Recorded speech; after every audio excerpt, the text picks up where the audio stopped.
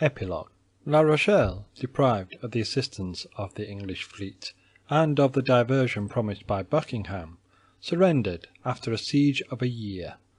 On the 28th of October 1628 the capitulation was signed. The king made his entrance into Paris on the 23rd of December of the same year. He was received in triumph, as if he came from conquering an enemy and not Frenchmen.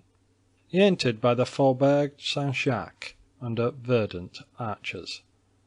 D'Artagnan took possession of his command. Porthos left the service, and in the course of the following year married Madame Coquenard. The coffer so much coveted contained 800,000 livres.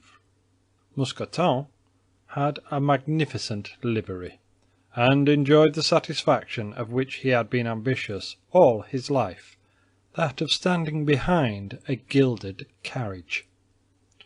Aramis, after a journey into Lorraine, disappeared all at once, and ceased to write to his friends. They learned at a later period, through Madame de Chevreuse, who told it to 2 or 3 of her intimates, that, yielding to his vocation, he had retired into a convent, only into which nobody knew.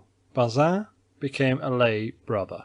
Athos remained a musketeer under the command of D'Artagnan till the year 1633, at which period, after a journey he made to Touraine, he also quit the service, under the pretext of having inherited a small property in Roussillon.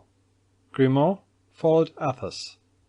D'Artagnan fought 3 times with Rochefort, and wounded him 3 times. "I shall probably kill you the 4th," said he to him, holding out his hand to assist him to rise. "It is much better, both for you and for me, to stop where we are," answered the wounded man.